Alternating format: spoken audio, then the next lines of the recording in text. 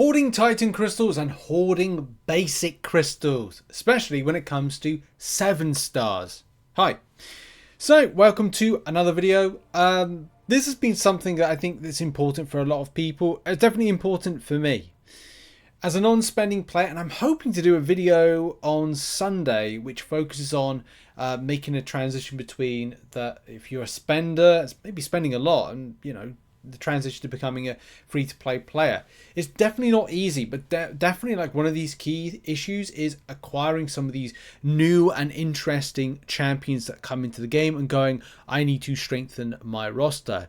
Let's face it, if you kind of like go into your champion section and go down to your unowned section, especially when you go like, oh, I need the rarer ones, or in Spider-Punk, I don't own one of those. But if you kind of like click 7 stars, which of course are the key things at the moment, or even 6 stars, you're faced with new champions like Bullseye, new champions like Dust, new champions like Onslaught, new champions like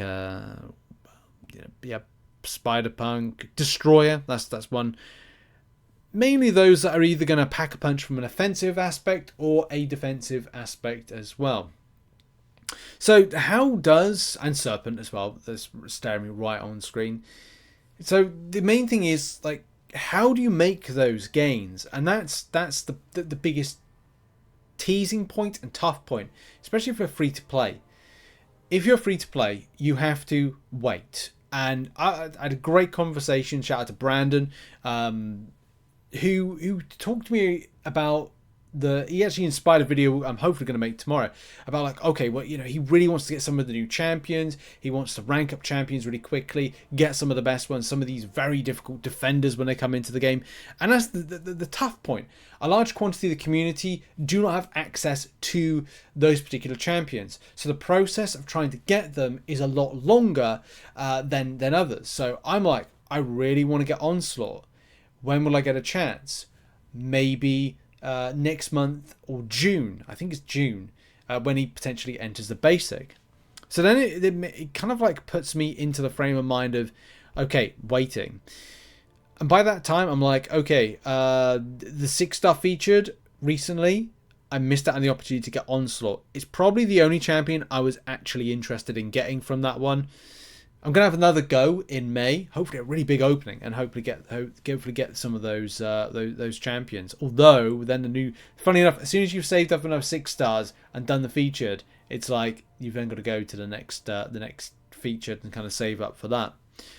But a Titan Crystal at the moment is such a big thing. I haven't been spending a lot of my shards. I am prepping for a really big video next month, which I'm hoping to tip as being the largest YouTube video, like free to play accumulated 7. I'll phrase it in a different way, but the largest 7-star free to play opening, because all those shards are either come from getting them from different bits of content. So I'm looking forward to it. I'm genuinely looking forward to it. But in any case, should you be saving up these crystal shards, Titan crystal shards, whatever? Yes.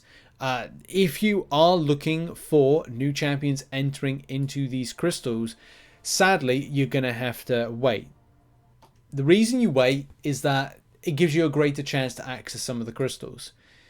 Now you can see right here, like the Kabam do notify when new champions go into basics. And again, this is important when you get things like 6-star nexuses. If you get 7-star nexuses, same thing with 6 stars, but kind of like nexuses and selectors in general.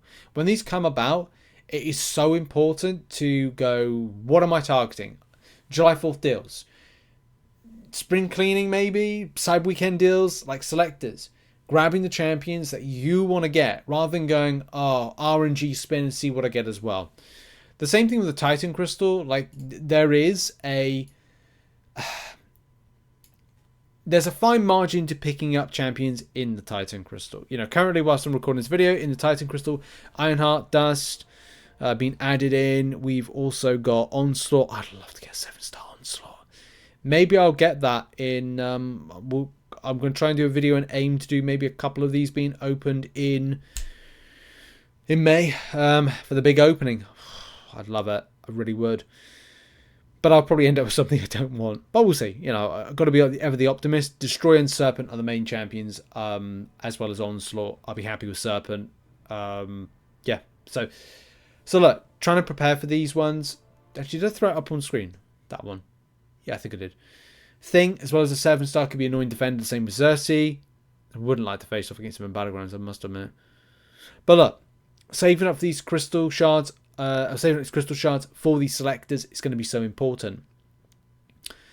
It's the hoarding as well, which I think a lot of people do kind of miss off on as an opportunity.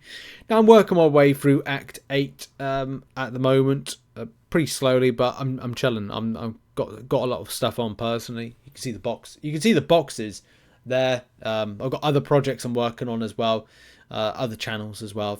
But I am committed to doing my MCOC content. Don't kind of like, don't get it twisted.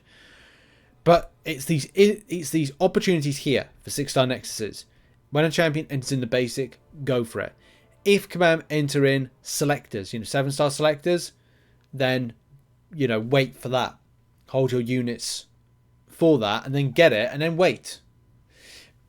Why wait? Well, when new champions enter into basic, you will end up getting an opportunity at a wider net, and maybe your champion to select, which you may not have before.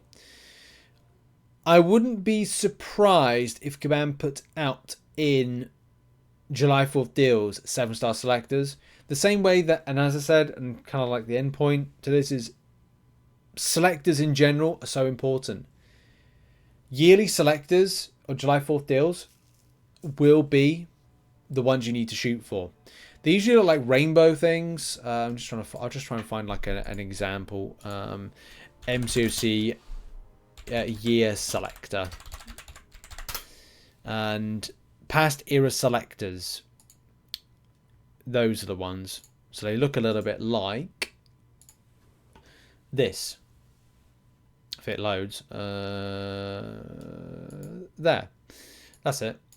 So these past era selectors, so you can have like a 6-star champion selector there, and you just get to choose your champions. I know a lot of people do have always concerns about some of the limitations of exclusive crystals at the moment, especially for 7-star, like the Incursions crystal. They're relatively good, especially for the Incursion artifact spend. There's a slimmer net, I think, on it. It was a slimmer kind of pool. Of course, when it comes to the 7-star one, the pool is a lot narrower. That's a good opportunity to grab that. It's the same thing with the loyalty one. So once you've gone and collected them, at the moment it's just giving you a purpose to go and do the particular bits of content to grab these particular champions or a chance at them. So yeah. That's really it for the video. Just wanted to make a quick video to kind of like point out that particular factor. Yes, I do personally believe in saving for these opportunities, more so if you're free to play. I know there's always the urge to go spend them, open them, and try and get any champion from them. But do bear in mind there's opportunity in different times to pick up the champions that you may want to acquire that will make a difference in your roster, that will be better for offense or defense, and target around a change.